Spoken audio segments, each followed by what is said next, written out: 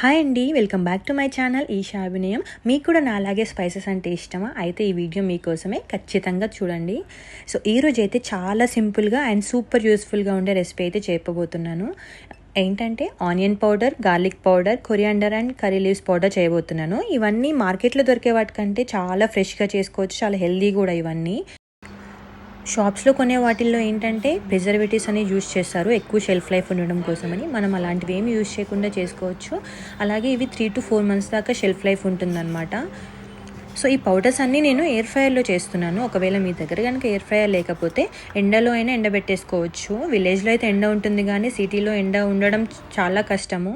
So air fryer లేని వాళ్ళు ఎండలో అయినా లేకపోతే ప్యాన్ మీద అయినా ఫ్రై చేసేసుకోవచ్చు. సో ఫస్ట్ అయితే నేను ఆనియన్ పౌడర్ చేస్తున్నాను. సో దానికోసం అయితే ఒక 4 to 5 ఆనియన్స్ తీసుకొని పీల్ ఆఫ్ చేసేసి మంచిగా వాష్ చేసుకోవాలి. సో వాటిని థిన్ స్లైసెస్ లాగా కట్ చేసుకోవాలన్నమాట. ఒక టిప్ ఏంటంటే ఇలాంటి నైఫ్ తీసుకుంటే చాలా ఈజీగా కట్ చేయొచ్చు అనమాట. ఆనియన్స్ కానీ టొమాటో కానీ ఇలాంటి నైఫ్ అయితే చాలా బాగా కట్ చేయొచ్చు. నేనైతే ఎన్ని ఆనియన్స్ అయినా కట్ చేస్తాను ఇలాంటి నైఫ్తోని. ఇవి చాలా థిన్ స్లైసెస్ లాగా కట్ చేసుకోవాలండి. కొంచెం మందంగా కట్ చేసుకుంటే ఏంటంటే చాలా టైం పడుతుంది ఎయిర్ ఫ్రైయర్లో ఫ్రై అవ్వడానికి. సో థిన్గా అయితే అన్నీ ఈవెన్గా ఫ్రై అవుతాయి.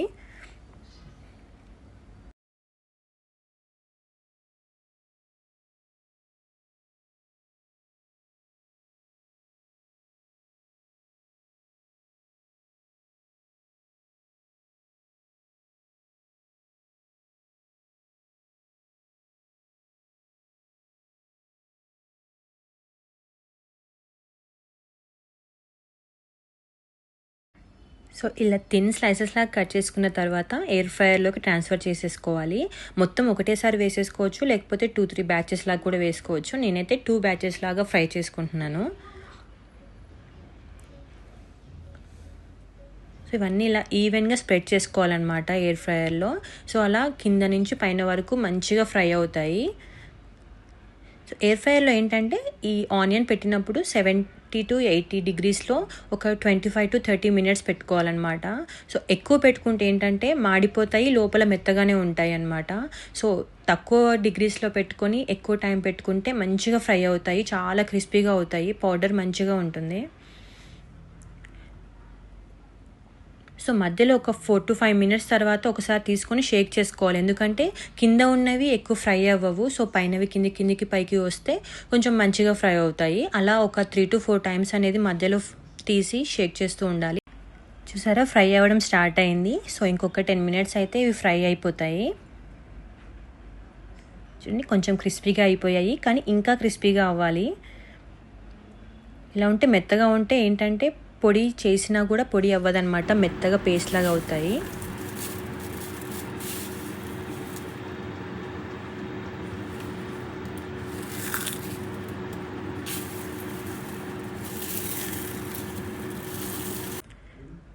చూసారా సౌండ్ ఎలా వస్తుందో? ఇట్లా గలగలలాడుతూ సౌండ్ వస్తే మంచిగా ఫ్రై అయినట్టు అనమాట.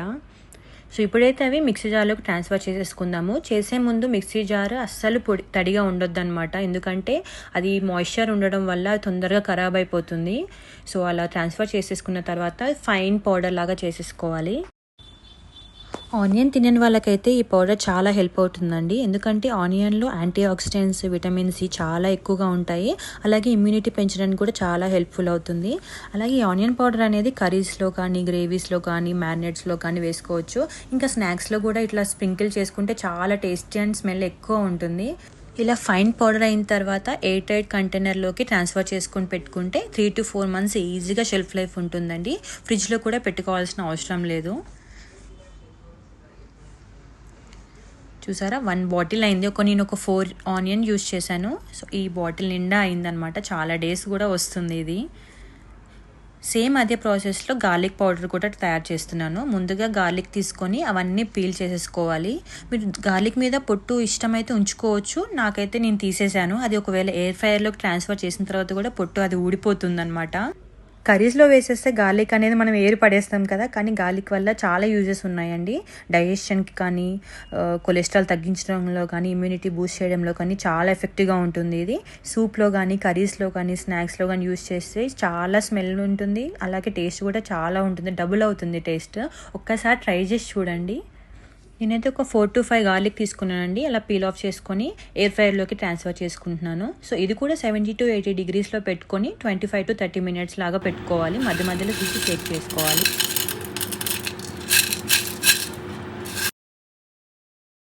గలగలాడుతూ సౌండ్ వస్తే చాలా క్రిస్పీగా అయినట్టు అనమాట. ఇట్లా చేత్తో విరిస్తే విరిగిపోవాలి. సో అప్పుడు ఫైన్గా పౌడర్ అవుతుంది, లేకపోతే మెత్తగా పేస్ట్ లాగా అయిపోతే తొందరగా ఖరాబ్ అయిపోతుందండి. సో అలా పౌడర్ అయిపోయిన తర్వాత దీన్ని కూడా ఎయిర్ టైట్ కంటైనర్లోకి ట్రాన్స్ఫర్ చేసేసుకొని పెట్టుకోవాలి. సేమ్ ఇది కూడా 3 to 4 months షెల్ఫ్ లైఫ్ అనేది ఉంటుంది.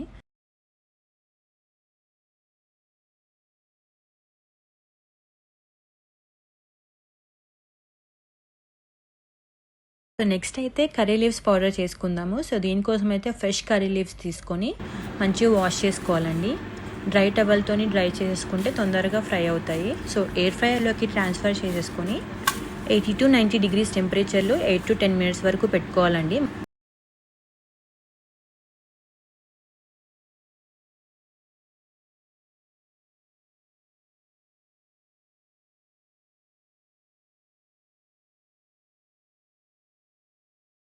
ఇవి కూడా మధ్యలో ఒకసారి తీసి షేక్ చేసుకొని పెట్టుకోవాలి. సో అలా మంచిగా ఫ్రై అవుతాయి అన్నీ కూడా.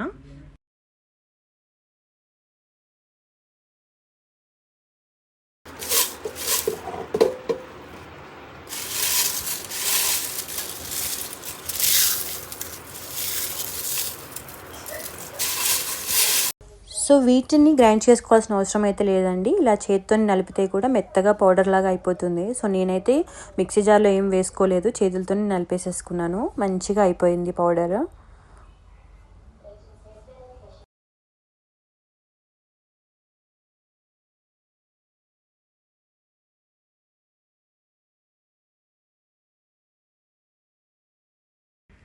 చూసారా ఎలా పౌడర్ అయిందో, చేతితో నలిపితేనే అయిపోయిందండి.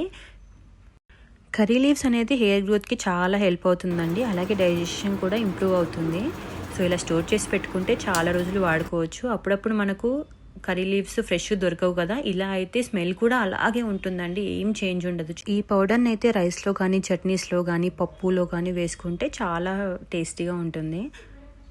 సో సేమ్ ఇదే ప్రాసెస్లో కొరియాండర్ పౌడర్ కూడా చేస్తున్నాను. సేమ్ ఇది కూడా వాష్ చేసేసుకొని మంచిగా డ్రై చేసేసుకోవాలి. తర్వాత ఎయిర్ ఫ్రైలోకి ట్రాన్స్ఫర్ చేసేసుకొని 80 to 90 డిగ్రీస్ టెంపరేచర్లో 8 to 10 మినిట్స్ వరకు పెట్టుకోవాలి. సో మధ్య మధ్యలో తీసి ఇలా షేక్ చేసుకుంటే మంచిగా ఫ్రై అవుతుందండి.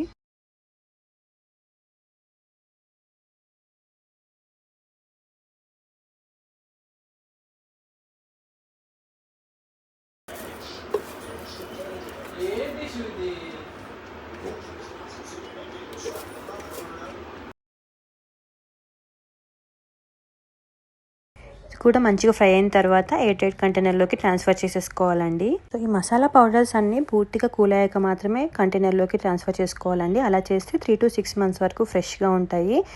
మార్కెట్లో దొరికే వాటిల్లో ప్రిజర్వేటివ్స్, కెమికల్స్ అనేది చాలా యూస్ చేస్తారు కదండి. అలా కాకుండా మంచిగా హోమ్ మేడ్ పౌడర్స్ చేసుకున్నాం కదా, ఈ టేస్ట్ కూడా చాలా బాగుంటుంది మార్కెట్లో దొరికేదానికంటే. సో ఇవన్నీ టేస్ట్ పెంచడమే కాకుండా చాలా హెల్దీ కూడా. మీరు కూడా తప్పకుండా ట్రై చేసి చూడండి. రిజల్ట్ ఎలా వచ్చిందో కామెంట్లో చెప్పండి. వీడియో నచ్చితే లైక్ చేయండి, షేర్ చేయండి, మరియు సబ్స్క్రైబ్ చేయడం అస్సలు మర్చిపోవద్దు. Thank you so much.